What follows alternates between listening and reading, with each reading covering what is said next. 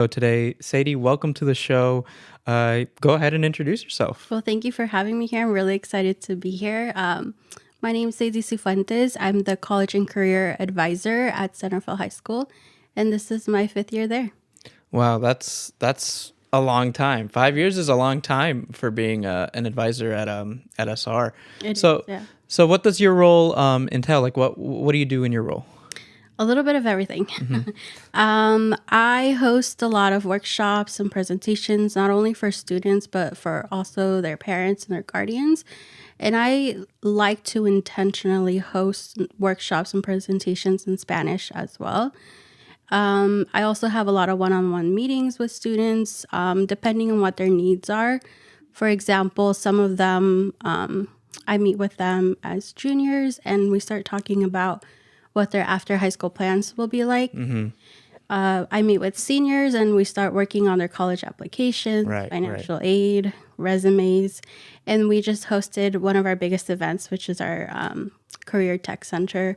And we have like a career tech fair as well, and our senior awards night. So it's just a little bit of everything. And you help coordinate those events as well? It's just me, yeah. It's just you? Wow. Yeah. Ooh. with the help of our student volunteers as well. I couldn't do it without them every year. Yeah. Wow. That's so awesome. Yeah, you wear multiple hats. So I do. Yeah. So that's really cool. And yeah, so basically what we kind of wanted to talk about on today's show is we'll talk about your role, but as well as kind of give some people some tips, especially the youth, right, who are thinking about, okay, what am I going to do after high school, or what am I going to what am I going to do after high school? Do I want to go to college, or do I want to go into trade school, or do I want to what am I going to do? It's a very common question that a lot of youth fall into. And we're also doing this in conjunction to help support our career fair that is coming up in May. And we'll talk a bit more about the career fair in a bit too. But again, but we're really happy to have you on the show today with us, Seydi. And right before we jump into the topic, I did want to ask a little icebreaker question. And I want to ask the both of you is, what is your favorite school memory? So this could be either like elementary school, middle school, high school, or if you went to college, I can start, unless you have something, Santi. I'm thinking. You're thinking? I know. It's kind of a loaded question. I think for me, the biggest good memory for me was just finally deciding, like in high school, that I was gonna change like my trajectory as to where I was gonna like go with what I wanted to do, like my extracurricular. So I was like very sports focused my freshman and sophomore year, but then I was like, I don't really like the sport offerings at SR. So I went and tried something different, and I did theater, and that was like the best decision I could have made. Was going into the theater department. And I think that really helped, like that memory there, like just me making that decision to go into theater, helped me just change my life forever, basically, because it made me understand that, okay, I want to go into media, I want to go into sound, I want to go into video when I'm out of college or when I'm out of high school. So that really helped kind of turn my career to where it is now. That was a really big decision. It was a big decision. It really was. For me, the first thing that came to mind was elementary school, when we take that camping trip. At SR, we call it Walker Creek. Yeah. But when We were I was talking about that. in elementary school, I did Marin Headlands, and that was my favorite part. It's just a different experience. It was kind of like my first camping experience, and being with my classmates and doing all the hikes, and it's a really good experience just in general, and that's the first thing that came to mind. Awesome. Yeah, I remember Walker Creek. I when I went, it was I was also in elementary school, and it was my first time staying like in a cabin. I think it's a lot of kids' first experience, like leaving their family, like, their house, right? Yeah, and you're so little too. It's just such a big deal. It is. It is. I have so many. I can't choose. But I'm going to say it's going to be my trips going to... So I did Summer Search, and I was part of Summer Search, and they offered a lot of trips, part of being of the program. And I was able to travel in Utah, Colorado, New Mexico during the summer. And again, kind of connecting with your experience. It was my first time really traveling alone for 3 weeks with people that I don't know outside of home, no communication with my family. It was a challenge, but I learned so much. And then also going to Costa Rica during junior year, and that was really awesome because I learned so much from being on my own that to this day I carried a lot of what I learned from those trips. And I mean, it was during summer, but it was I got it from school. So yeah. That's awesome. Yeah. Well, all these are like kind of going into our conversation now. A lot of these experiences, they help shape us into who we are now. And that's why I think school is so important. Why we're put through the education system in the first place, right? Is to experience these types of events in our lives, both good and bad. But moving forward, I want to start, Seydi. So you talk to a lot of high schoolers. You talk to a lot of high schoolers probably like every single day. Oh, yeah. And I want to start things off with asking you what have you found has been a good way to inspire these youth who are like, because I'm sure you get a lot of questions like, okay, well, what do you want to do? And then they say, oh, I don't know. I don't know what interests me. Yeah. How do you start by like inspiring them, or how can youth be inspired and find ways in which they can start thinking about their careers, what they want to do after high school? Well, a lot of our students, especially like our first gen students, they don't have a lot of time after school for extracurricular activities because they either have to like babysit a younger sibling or work. But when possible, I try to encourage them to get involved as much as they can in different areas, whether that's sports or clubs or taking like a summer class at College of Marin or internships as well. It's just good ways of exploring and figuring out what it is that you like or you don't like. And then do you ask, when you're talking with your high schoolers, do you ask them, so are you interested in going to college, or are you interested in going to a job? Yeah. Or like, how do you start that conversation? Yeah. So first of all, I like to start off with making it very clear to them that it's the College and Career Center and it's not just focused around college. And they can, make up their mind and decide if it's college for me, or do I want to work? Do I want to take a gap year? So my center is not just college, right? And then I like to empower them or try to motivate them to be empowered and feel confident in the decisions that they're making for themselves in the moment. Yeah, no, that's a great response. Like I totally agree. I think that especially youth, it's whatever's comfortable to them at the moment. Exactly. Because also they're always going to change. Youth are always going to change their mind. Like even as soon as graduation hits, it'll probably hit them like, oh, actually, I probably do want to go to college, or actually, I don't want to go to college. I actually want to do this, or take a gap year, like you were saying. Did you want to add, Santi? No, I think that's a common. I mean, yes, I said no. It's a common thing that I remember being in high school, and I assumed like college and career, like it was just mainly focused on college. Which usually when you go in there, they I won't say persuade, but that's usually what they're pushing. They're pushing towards is go to college. And in my case, it wasn't something that I was so excited for. I was an Avid, and Avid is really geared towards college. And even within that group, I saw a lot of my classmates, and outside of it as well, they were so excited, or like they were into college, applying. They knew so much about like colleges, like where they wanted to go. I was one who I really had a hard time because I was like, I don't know. I applied. I did everything that was required in order to like get into these colleges because I didn't want to have that.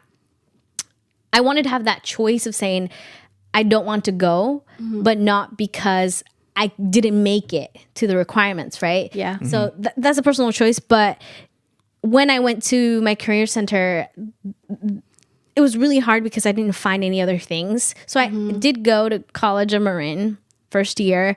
Then I just felt like it didn't belong here. It just didn't feel right for me for what I wanted to do. And then now tying it with the career fair, I realized that there's so many other options you can take that don't necessarily mean college is the only way.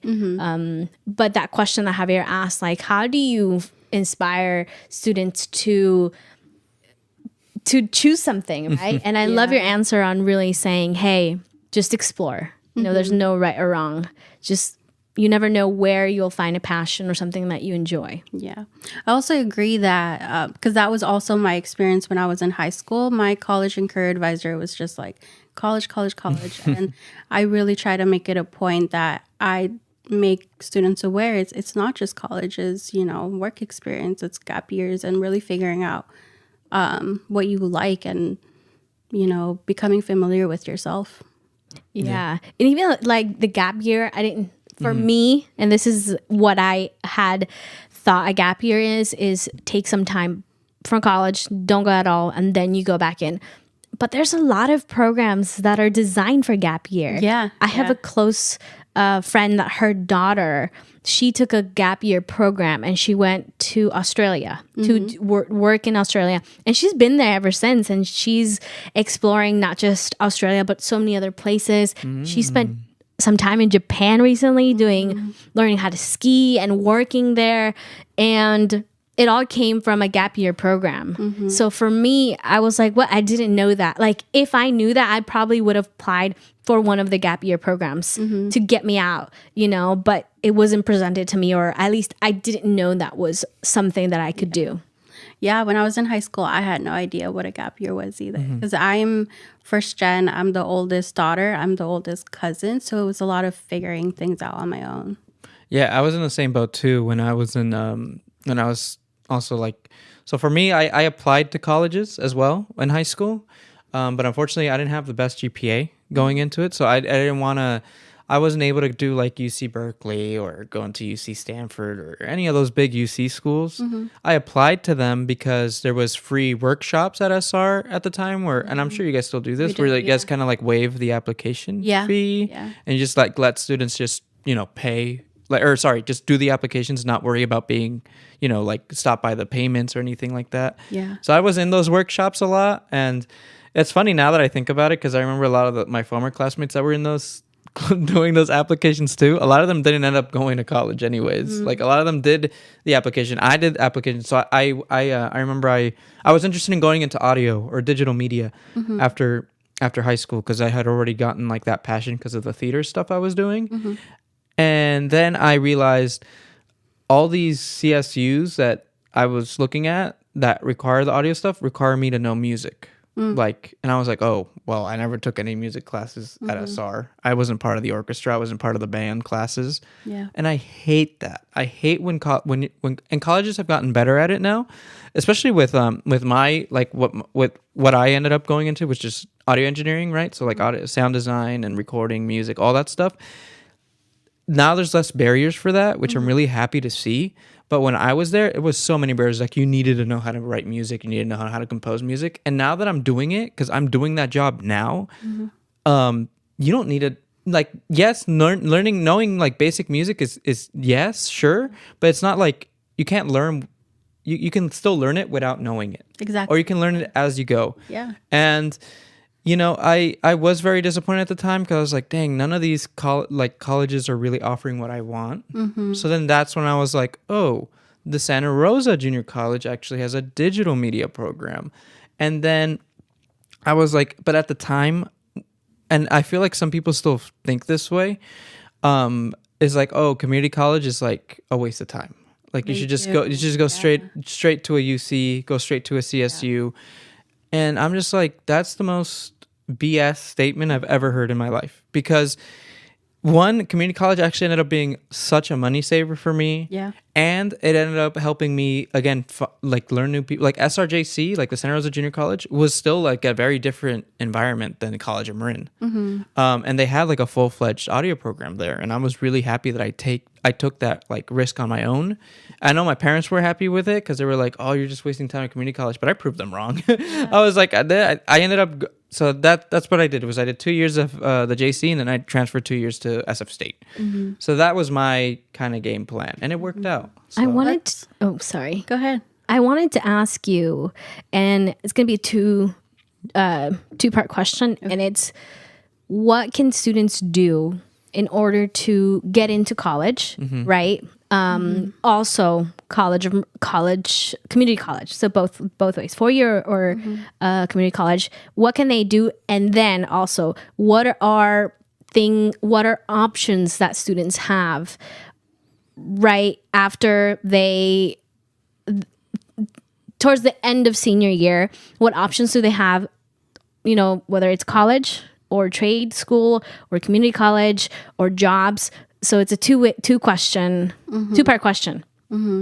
So, what can students do to get into college? Well, it's different. Depends on what type of college you're interested in. Right. It's different per student as well. It's just a lot of these questions are going to be pretty broad because I like to sit down with the student and really see like case by case because everyone's different, right? Everyone is very Like what would be considered a good school for one student is not going to be the same for another student. Can you expand on that? Because Yeah. that's a very, very good point that I remember as well. Everybody's like, that's my dream school. Yeah. Yeah. But based on what they want to do, it doesn't fit. Can you, explain a little bit of what it means a good fit for you? So it takes a lot to really consider when students should be creating their college list. I think they should start working on it as soon as they're in high school, just exploring, figuring out different colleges. No pressure freshman year, right? But it starts getting pretty serious junior year. Yeah. And students will oftentimes tell me, for example, there's a student that tells me, I want to do cheer in college, right? I do cheer now and I want to continue doing cheer in college. And then they tell me a list of colleges they're considering, and none of those colleges offer a cheer right? And like a cheer sport. So it's really case by case. And for example, like going back to like your story, a lot of the students don't have a GPA that they're necessarily proud of. Right. And in that case, I always say, well, at community college, you have a fresh start. Yeah. Right? Like Yeah. your GPA is erased, your grades are gone, and you're starting with a 4.0, and then it's up to you to maintain that. Yeah. Yeah. And going back to my poor GPA, I suffered a traumatic event my sophomore year, and that really made my grades go down.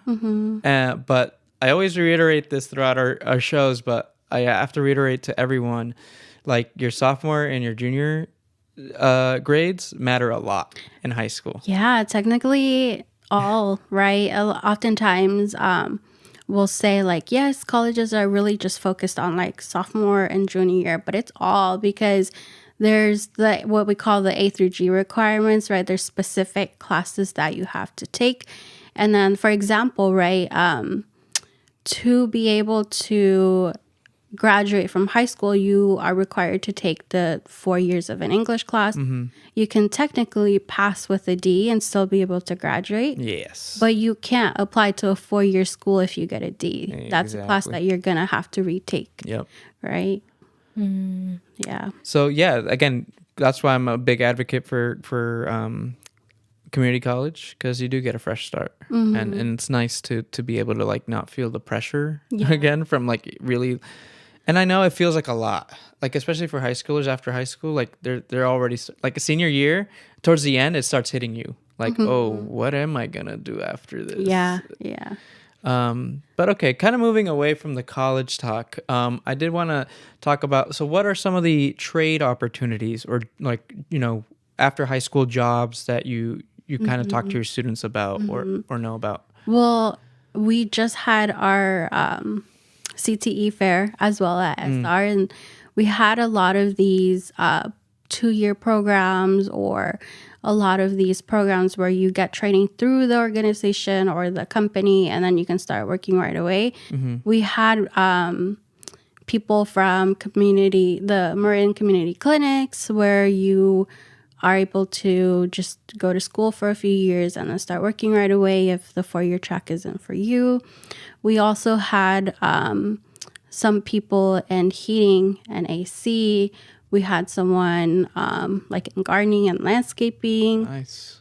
Plumbers. There's a little bit of everything, like firefighting, police officers. So yeah. These are all valid careers, and I want to really stress that because I think, again, there's always just this weird not stereotype, but like a weird just thought. Like people think like differently about people who just do like a trade after high school or something. Like they think that they're like, since they don't go to college, they're not smart, or that they're not, and I hate that mentality because it's just simply not true. Yeah. Like I'll be very honest here. I have a friend who didn't go to college. Well, he tried college out, and similar to you, Santi, he like did it for like a year, and then he just like, I don't really like college. I'd rather get into like a job like now, or do something that would make me money. So he now is part of like a pool cleaning company. Oh, nice. And he's doing great. Yeah. You know what I mean? He's doing fantastic. He and I make the same amount of money. And I graduated from a college. You know what I mean? Yeah, I And tell students that all the time. Like my dad's in AC, and he makes almost double what I make. And I have a 4-year degree, and my dad doesn't even have a high school diploma, right? So it's really up to each student what path they're wanting to take. Yeah. Did you want to add to that, Santi? Yeah, adding on to that, it's very, very true. The comment Javier made about how, I mean, even for me, telling my family members I didn't go to college I always get a reaction. It's like, what? You didn't go? How come? Or you get asked a lot, oh, what college did you go to? Or people just assume you went to college. And I did the same thing. And like, which again is part of our society and everything. And I do have family that persuade me of going back, saying, well, do you, or even people that I meet, like, do you know the importance of going to college and stuff? But it's very different for everyone, which is why I'm a big advocate on college is great, yes, but there are other options. Definitely. And with that, for me, and I'm speaking of experience, that what helped me after high school is in high school doing a lot of programs, internships. I really got involved in different things. I was really shy in high school, but I still me metía in anything, right? Yeah. So I did Compass, I did Summer Search, I did Avid, I did Presente. I really kind of went and kind of dipped my toes in different places. And out of it came Tay Radio. And out of it came being able to do what I actually really like that I couldn't find in college, and it was art and design. And I'm pursuing that already without going to college. So for me, I want to know more about the importance of internships, of programs that youth can get involved in. Yeah. So at SR, I'm not the one that's in charge of internships, like connecting students with internships. We have, through MCOE, we have someone that's there twice a week. And he's at SR, he's at TL, he's at Madrone. And I make that connection between him and our students. But yes, internships are extremely important because that's how, again, going back to exploring and getting to know what it is that you really like. And I always give this example. One year, I had 2 students with the same GPA. They both wanted to apply to Dominican for nursing. And one of them did an internship with Kaiser. Yeah, and I remember that Kaiser internship. I tried applying for that way back then because I was interested in I like the Kaiser internship because I think it pays. Right? It pays a very little, but it pays. Yeah, they have a stipend. Yeah, a stipend. Yeah. And then that student also took a summer class at College of Marin called Fire 215. So that helped the student figure out, this is really what I want to do, and I actually like it. And then they both applied, they submitted their application, and the student that had the experience with the class, and the internship ended up getting in and the other one didn't. Because colleges want students with experience. And they want to know that they're accepting someone into the major that has experience and is committed to it. And I'm guessing the nursing program at Dominican is an impacted major. Nursing nursing is impacted everywhere. Everywhere. Yeah. Because everyone wants to be a nurse. Yeah. SRJC everywhere. Yeah. It's very popular. Yeah. Well, thank you for sharing that. No, that's a really good point. That I think the good thing is that I feel like the college and career counselor, at least at SR, I can speak for it. I think it's improved a lot over the years, and I think it goes for every high school, to be honest, especially here in Marin. There's just so many resources out there now for students to just go and ask, hey, so I'm looking for this kind of internship, and you have someone there specifically for internships that will at least help you find something along those lines, right? Because, I mean, like when I was in... Also, I think you guys do a better job of... I'm assuming a lot of things here, so I'm sorry, but like... But I've seen it. I've seen it firsthand when I've gone to visit SRs. A lot of students do go up to the college and career area, like during lunch, during break time, brunch, lunch, during the free periods. Exactly. Yeah. I have a question. Yeah. And you talked about experience and how colleges want to see that experience. Something that I've had a really hard time understanding, and maybe you can give some tips on how to avoid that. And it's when students go to college, especially for college students, they go to college, they finish everything, great GPAs, trying to end with very good grades. But when they graduate, they have a degree and then they're job hunting. They can't find jobs. Yeah. And they end up working in a completely different field of what they're graduated in. Yeah. And I've had a lot of my cousins and friends who are going through that currently. And my question that comes up in my head, okay, what could have you done during college to prevent that? Because it sucks. You have a degree that you've paid for so much money and then it's just sitting there. Yeah. Yeah. So I wanted to hear more your take on that. Yeah.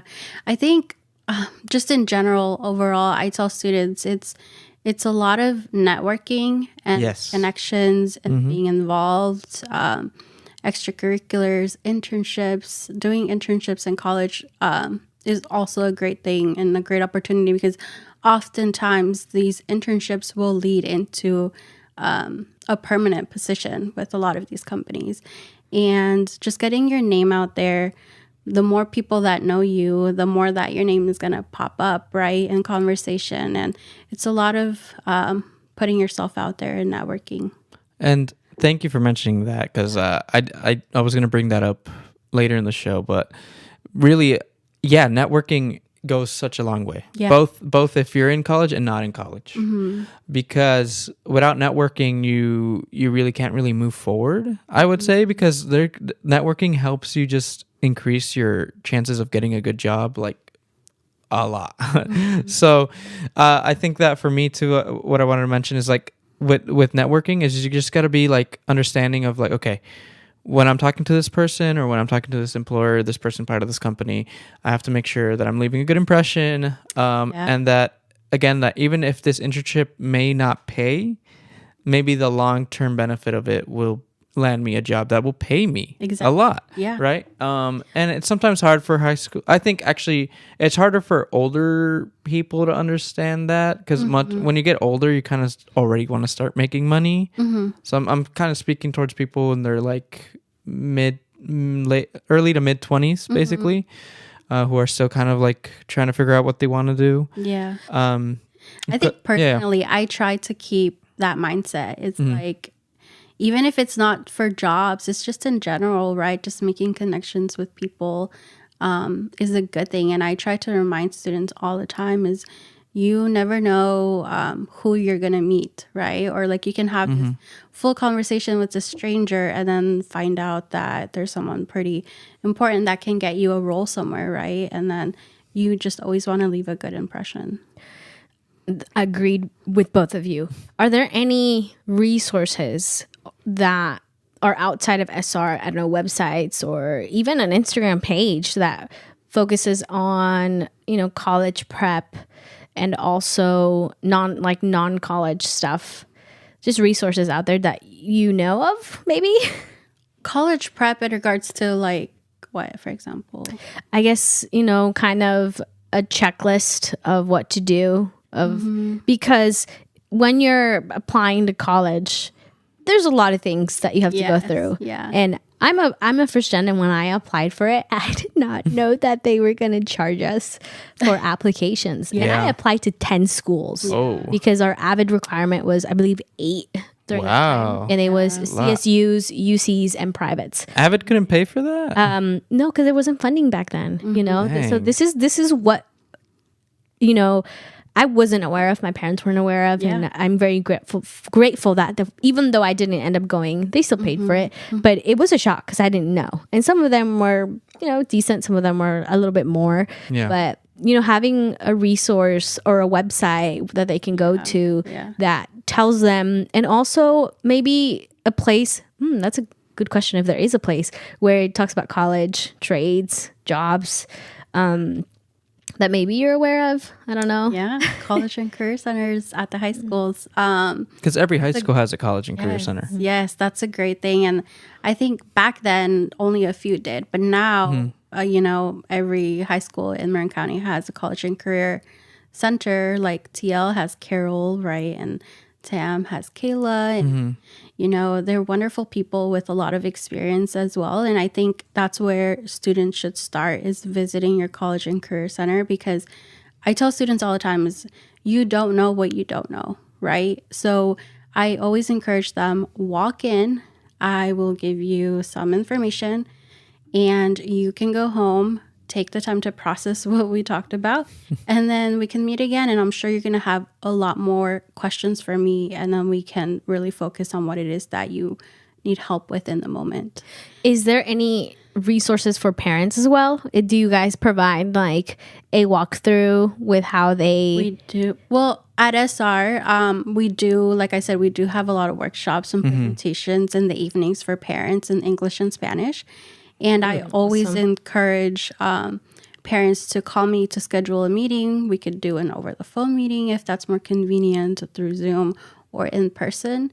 Because I know a lot of parents and students have a lot of questions. And like I always say, is you don't know what you don't know, right? So I give them the basics, and then they go home and they come back with like more questions. They really come back with a list of questions. Yeah. And they're checking everything off. But yeah, especially for first gens, it's a lot of stuff to keep in mind, and also money is always going to be a big concern.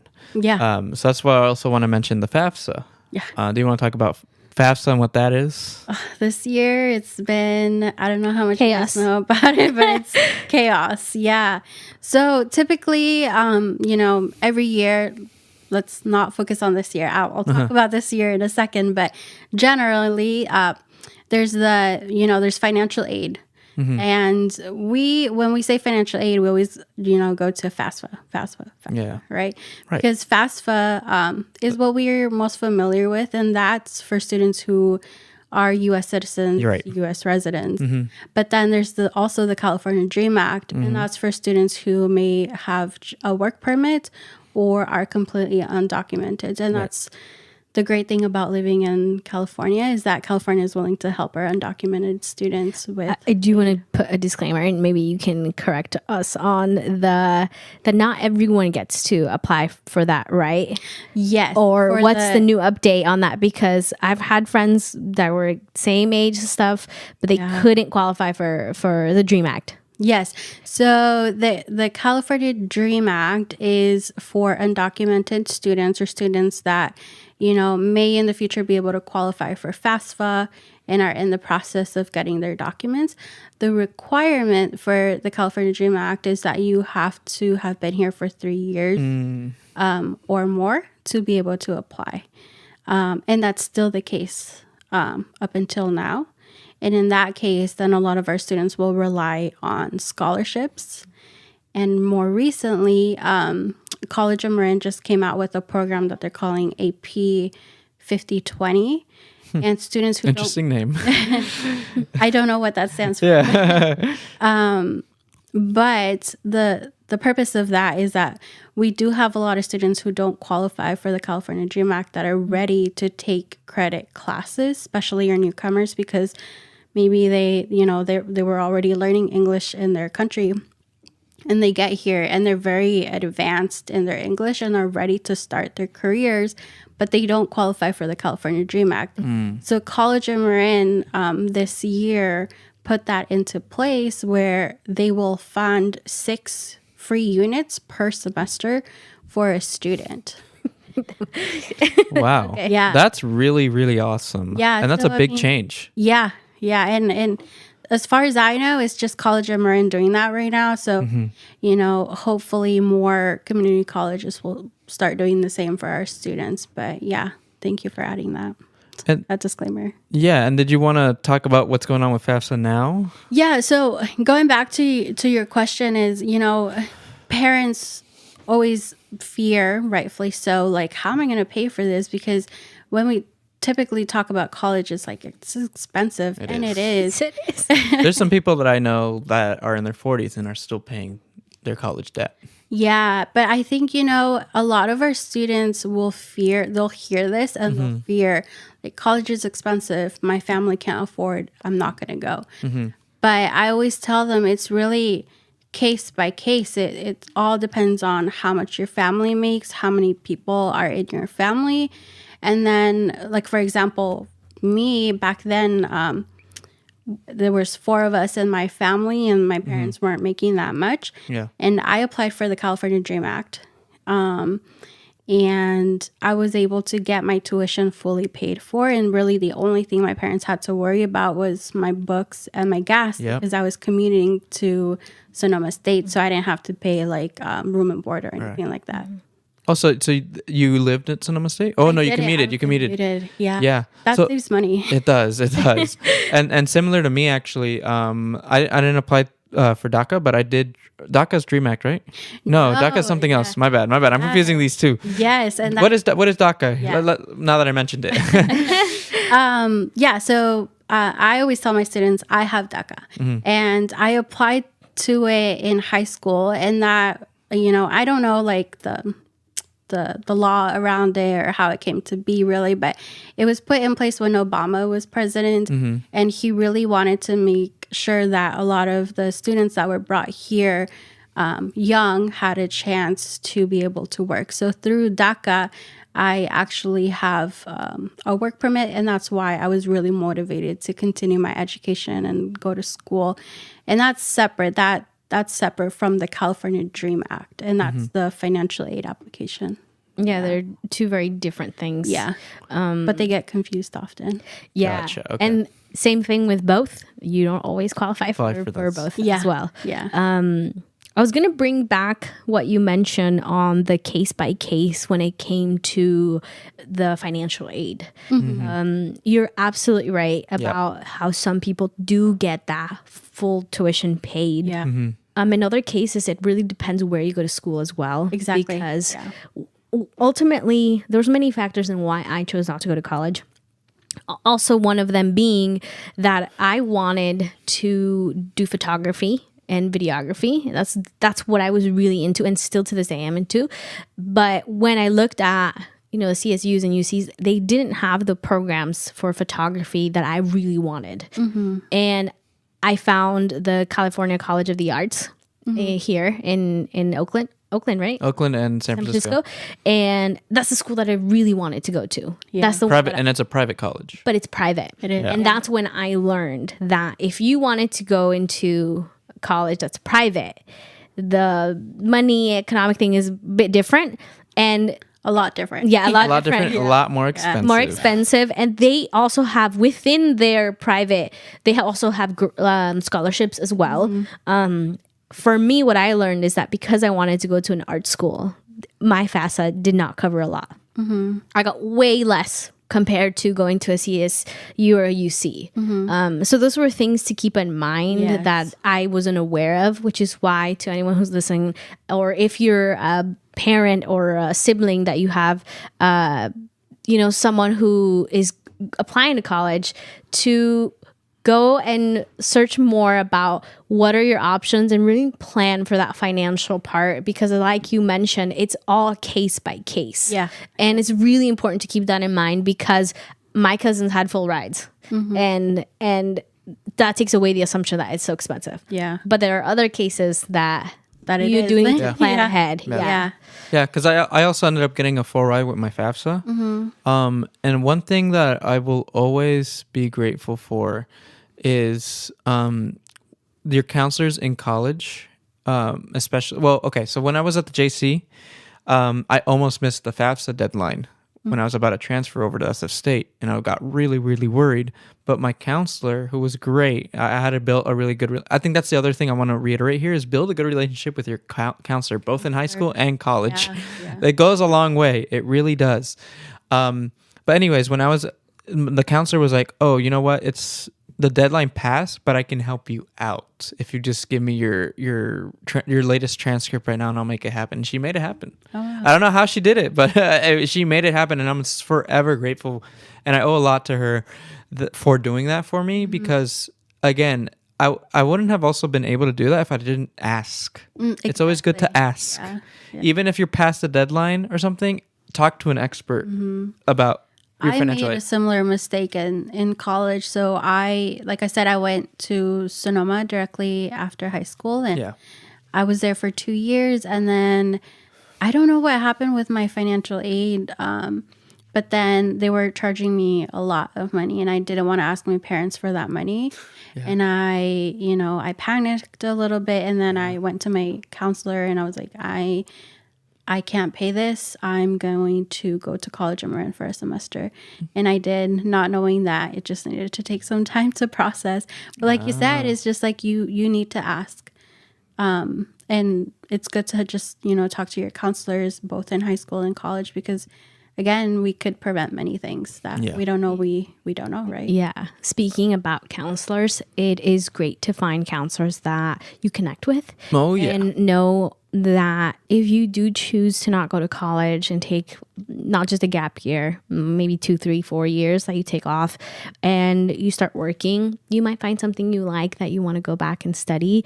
I have a cousin who became a mom. She has 2 girls, and she decided to go back to school because being a mom really taught her, like she fell in love with teaching and education. She went to college in Marin, and same thing, FAFSA and getting scholarships. And I think she's graduating soon, and her daughters are grown up. And so I really want to emphasize as well that if you choose not to go and that's something you want to do after, it's never too late to go back and study what you really wanted to study. And that's something that I also try to make a point of when I talk to students is, if you are telling me right now that you don't want to go to college and you change your mind, it's never too late. You could be 30, 40, 50 and you want to go back, you can. Oh, yeah. No, totally. I think usually what society has set to us is high school, college, and then job, family, blah, blah. But sometimes they can be out of order and you still have a great success story, right? Like my cousin, I'm very proud of her for still going back, even though, becoming a mom and all, she's still following her dreams. So to everyone who's listening, it's never too late. Exactly. Find counselors who really understand you and you can communicate what you want, what you're looking for, and there's always options. That's the main thing. If you can get out of the show, is there's not just one road to everything. There's multiple roads you can take, and it's all case by case. Exactly. And this is all with hard work. Both of these, both going to college or going into a trade, both require a lot of hard work. It does. There's not one that is easier than the other, in my opinion. That is just not that. There's not one that's easier than the other. Yeah. Okay, and then also I want to also reiterate, like at the end of the day, networking and connections really, really take you far. Oh, they do. Yeah. Because going back to I think what we mentioned earlier in the show about knowing a lot of people that have degrees but don't have a job in their degree or don't have any job, period. I have a lot of friends like that too, that actually ended up going to UC Berkeley, UC Stanford, like all these UC schools where they supposedly were already kind of thinking like, oh, I'm going to a UC school, I'm going to get a good job after. they're not working at these jobs that they were working, that they supposedly thought they were going to go to, and they were paying for their tuition and everything. And you just need to understand that, like, because one thing I was doing in college was I was always talking to my professors. Always making, because my professors that were teaching me all the digital media stuff, they're experts in the field. Yeah. They've worked in the field that I want to work in. So I would talk to them a lot after class and be like, hey, so like, what is your day like? Like, what do you do? Like, asking questions like that, go a long way. And building, just as much as it's important to build relationships with your counselor, it's just as important to build relationships with your professors. Attending the office hours. Yes, it goes. I didn't know that was a thing when I was in college, and I unfortunately didn't take as much as advantage of it as I should have. But I think the one time I did go into an office hour for one of my math professors, because I've always been pretty bad at math. But me too. Me too. I do not. That's the one thing I don't miss about school is doing math. yeah. And I attended her office hours, and it was right before a really big exam, and she ended up giving us the questions to the exam, and she said, "Here are the questions. Here are the answers. You have to prove to me you know how to get to the answer on your test. And that's what we're going to work on today." And that really helped me a lot. Yeah. The networking, the communicating is essential. Yeah.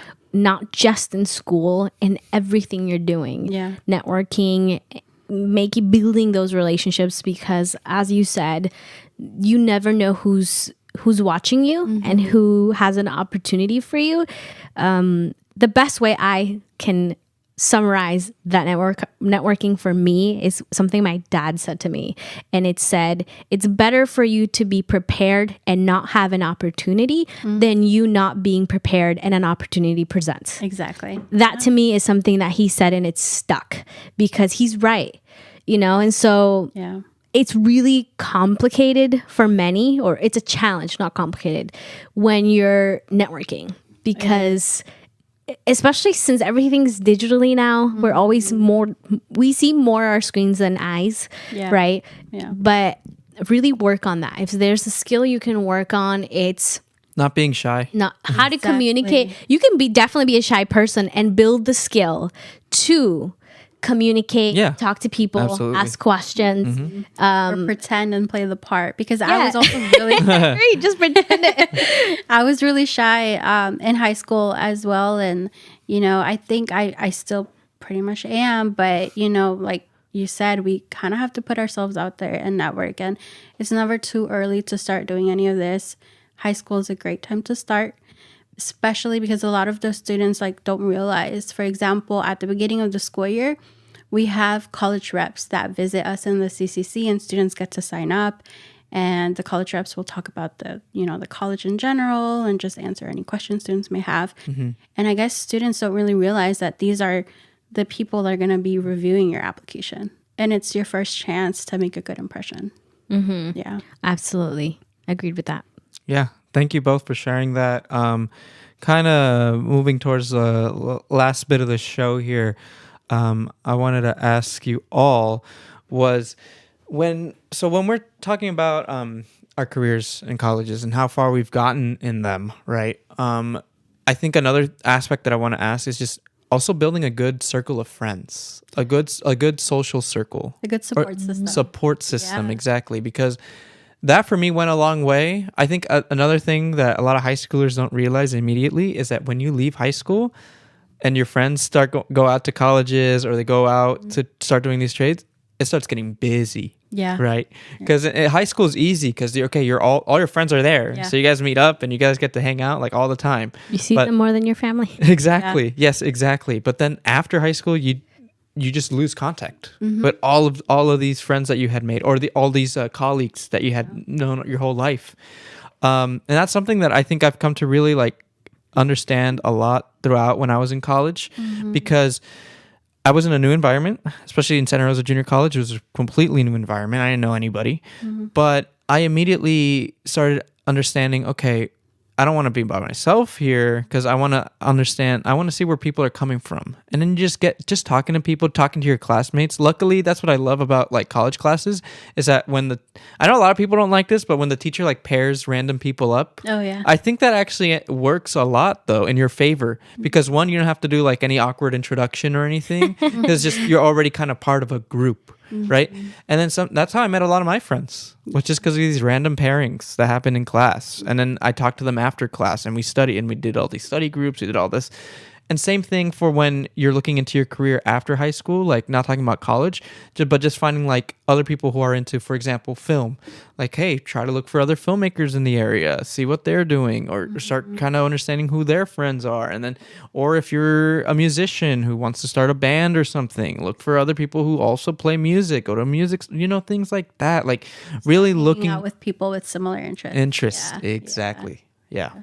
And then colleges have been really good at, creating like these summer programs to make that transition a little bit easier for students so that you don't feel lost with just ending high school and all of a sudden you're thrown into college in this new environment. A lot of colleges have that summer program where you're paired with a group of students that will take similar classes as well. So you start getting to know them over the summer and then you transition into those college classes to make it a little bit easier for everyone. And then it's also good to just get involved in the programs within the college. Like now we have EOPS and Puente and EOP in the 4-year colleges as well. Could you talk about EOPS? I've heard of it. I don't know what it is exactly. So the best way I always describe it to students and to parents, it's like you mentioned AVID, right? So in AVID, you have that support class that's really focused on helping you prepare to go to college and through the college application process. And I was part of EOP at Sonoma State, and we did the summer bridge leading into classes. So we took English classes together, math classes, and then afterwards, being part of the program, you get paired with a counselor separate from your major counselor. Because oftentimes when you go to college, and for example, you're an art major, and there's a counselor for art, but they only have really like 10, 15 minutes to meet with you, and you sit down and it's like, hey, my name is, and then your time's up, right? Whereas with EOP, they have that extra counselor that can really sit down with you and take that extra time to really answer the questions that you have. And oftentimes EOP and EOPS will have scholarships for students for books or anything like that too. So, and they have centers on campus that really try to make it a home for students.